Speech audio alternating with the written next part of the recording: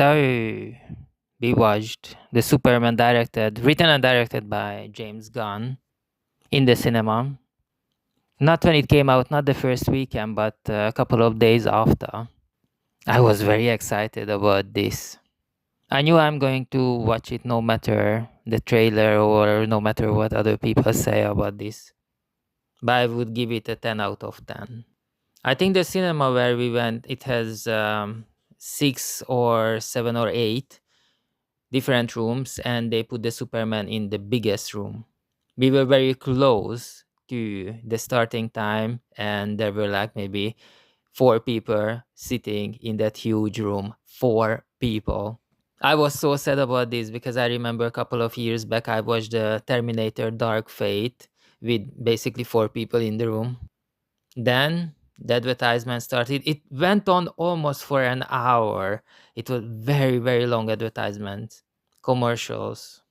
And then when the trailers came, the room filled up with people. I don't know, somehow these people knew when the actual movie is starting. And I absolutely love it when the trailer doesn't show everything. And it started the same way how the trailer started. Oh my god, that was amazing to see. I love the dog. I loved the actor David as well. First I saw him in a Netflix Hollywood. And the politician, I think that was the title, and immediately that was my very first thought that he looks like Superman. And when I heard that he gonna be the one playing it, said, "Oh yes, other people see this as well." And because I saw everything from James Gunn, I knew what I'm gonna get. I knew I will like it. The same way with the Squad movie he made. It has a very special turn, that movie, in the beginning. I don't know why the people didn't appreciate the movie, but I absolutely loved it. Very first thing I noticed when the first trailer came out for Superman is the colors. Not now, but I used to spend lots of time to play with the photographs I was taking, editing them, putting filters on them, adjusting them, the lights, the shadows, and everything. So immediately when I saw the first trailer, I appreciated the colors they used, the style, because it was very comic book accurate and evoked a certain feeling, which is exact opposite of the Batman movies, where the screen is basically dark almost all the time. I had a dog for 11 years and I knew many people with dogs. That's why when Crypto came into the movie, and throughout the movie, anytime it showed up, I was laughing. It was so great. I think other people in the cinema, in the room, did not like it at all. I mean, there was no reaction from them. I was the only one laughing about Crypto's actions. And I saw an edit from a James Gunn interview saying that he took a dog home from a shelter and he destroyed the whole flat, including the laptop. And that inspired the dog in the movie, the dog character Crypto. I really liked the chemistry between Superman and Lois Lane. That was great. This one I really felt. For example, in the Robert Pattinson Batman, directed by Matt Reeves, I didn't feel this chemistry between Batman and Catwoman at all. But here it was done greatly. I live and work and study in London, UK, but I'm originally from Eastern Europe, and we grew up with Superman, the comic book as well, but it was the John Byrne version. And in that series, Lois Lane character was like super dominant.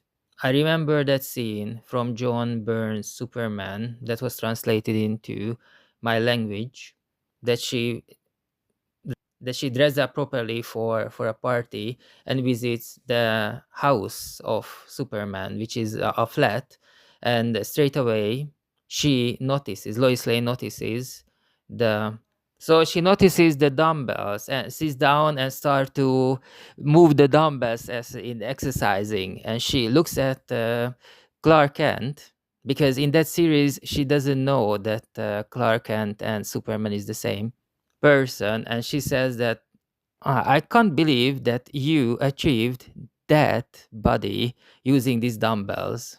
because Lois Lane an investigative journalist, so she it's very hard to keep secret from her, and she is very dominant, very looking for a fight, looking for trouble all the time.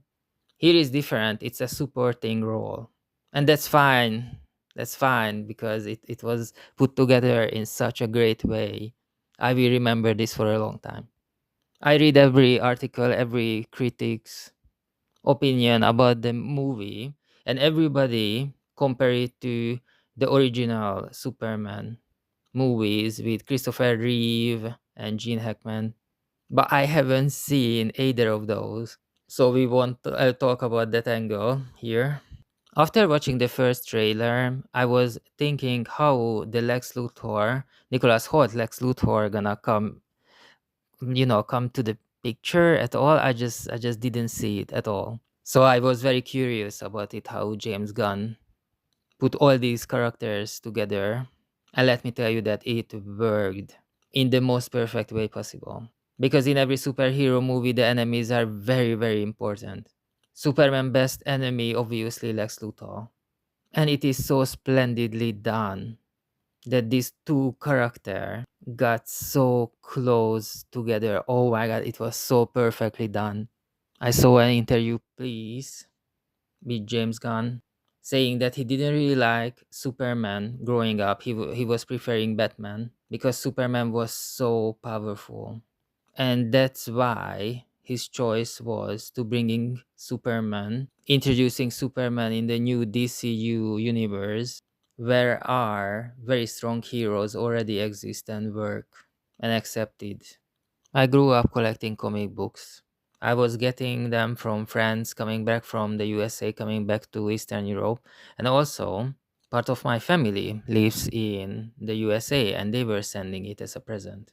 And one of the most important thing about this Superman, the James Gunn version, that you feel it, that it's respecting the source material, the original movies with Christopher Reeve, and it's not afraid to be childish.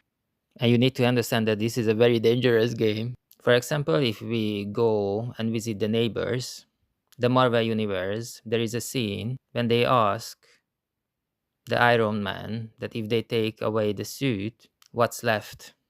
And Tony Stark says, played by Robert Downey Jr., he says, billionaire, etc., etc. Batman is the same. You take away Batman's suits, he is still, as a Bruce Wayne, he's still a very dangerous man. But here, I absolutely love this scene when they take away his power in the pocket dimension. He doesn't do anything at all. He tries to talk his way out of it. And that was one for me. That was one of the creatively. It was one of the most dangerous scene in the movie because there you can totally lose the audience, and James Gunn did not lose the audience, and it went perfectly. I think I will watch this movie many, many, many times in the future.